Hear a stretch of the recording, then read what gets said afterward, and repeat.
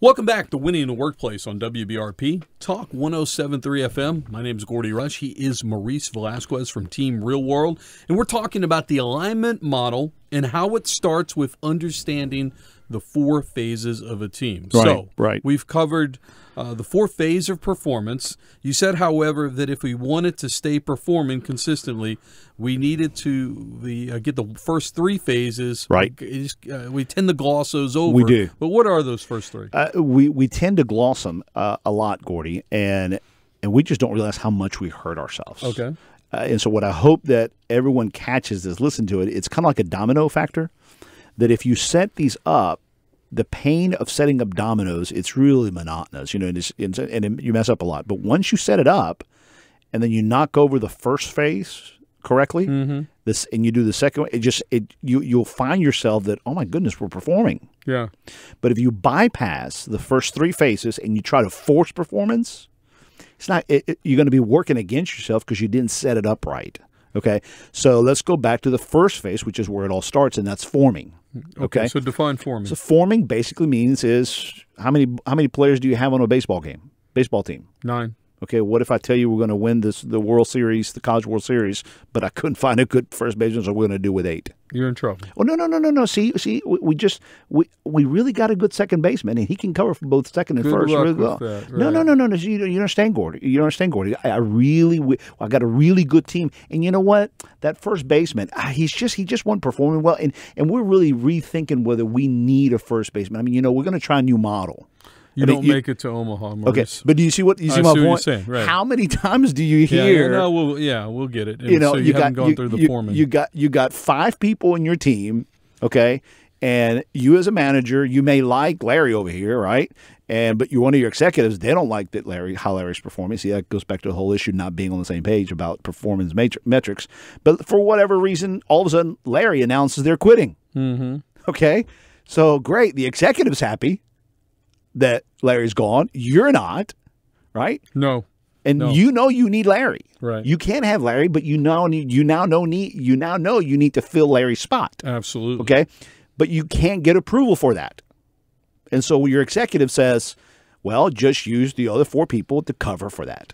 And then you're stuck in a very precarious situation because your staff knows, your second baseman knows, well, I can't perform. All that work's going to fall on me.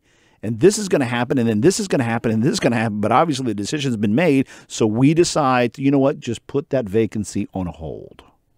Right there, you're going to then next day say, all right, now we've got to perform like this. Good luck. It's not going to happen. So let me play devil's advocate. Sure. I mean, we hired you. You are an expert. Right. So why can't we ask you to perform faster? Okay, remember the great technician you and I talked about earlier? Yes. I was a great technician at that company.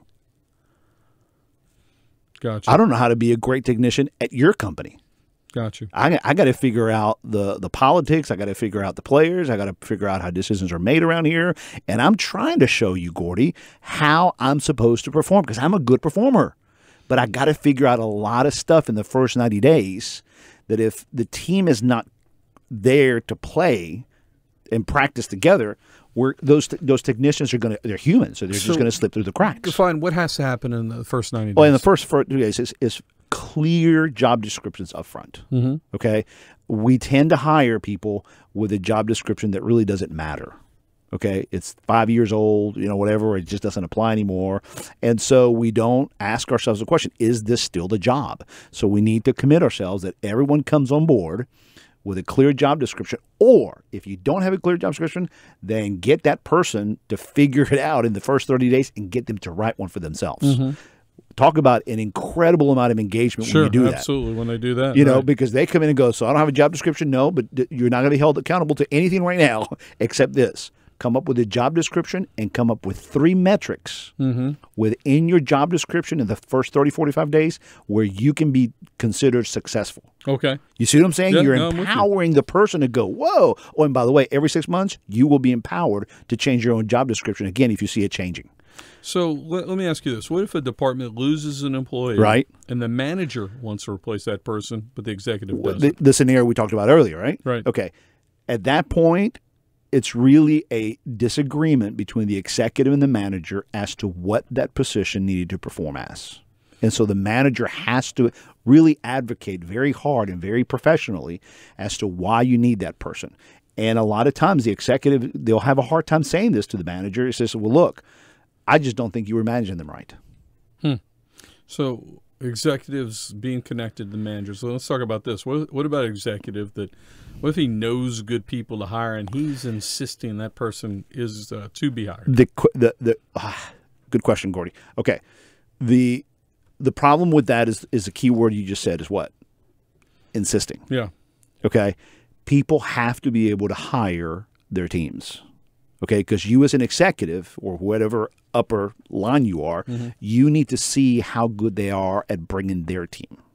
And if they can build their team and give you the performance numbers you need, why does it have to be your people?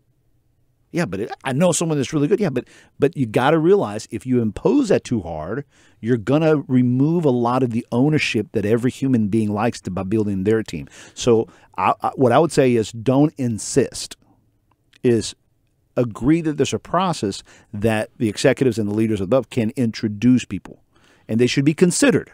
Because there is a sense of, well, look, I'm an executive. I know this person.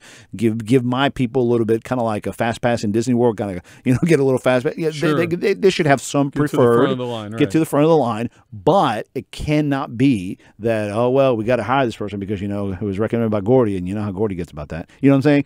And not that that's what you do. I'm just using Gordy as an example. But so I think broader, then we come out, the executives basically have the opportunity to choose their managers. Yes. But at that point, the managers, you give them their goal, right? Their job description, right, and allow them to go hire their own team and find however they want to get to it within reason. Within reason, within the council of other managers and HR and the executive. You don't operate it. You don't operate on it as a vacuum, but ultimately, yes. So where I've seen it help work really well is where everyone can recommend their friends, their buddies, their family members, but it's understood that there's a process, and we will give preferential treatment for internal references, but they go through the same vetting process. And if the team, the managers or the team that's hiring does not feel that they're a good fit, then you have to respectfully recognize that it just didn't work. All right. So conclusion. So basically fill up your team, assign them their roles, and get them to practice well together. And they basically have 90 days to prove themselves. Oh, yeah. The 90 days is it. Because you're not only, quote, testing that person and vetting that person, you're vetting the team that's bringing them on board. Yeah. You got 90 days. Help that person define their role, if not define it for them, and then train them on what? Well, what are the 3-4 metrics that they're going to be successful on, and train them on that. Don't train them on everything. Train them on that which is going to make them successful, okay? And do that really well. So I would break it up into 3. The first month, clarity on the job description. Okay. The second month, lots of clarity on the metrics. Begin the training that second month, okay? And the third month, train them and let the team play, work together for that month, practicing the metrics. And every one of your new team members should be able to be formed. Okay, if you do that and make sure that all your vacancies are filled, now you got a team to work with.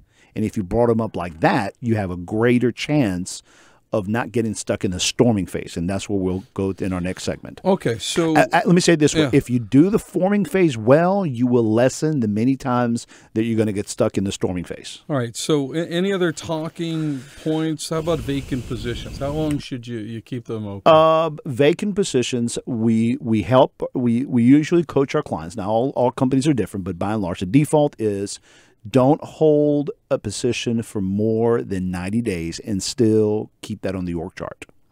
In other words, if the decision is we're not going to fill that position, then just make that decision.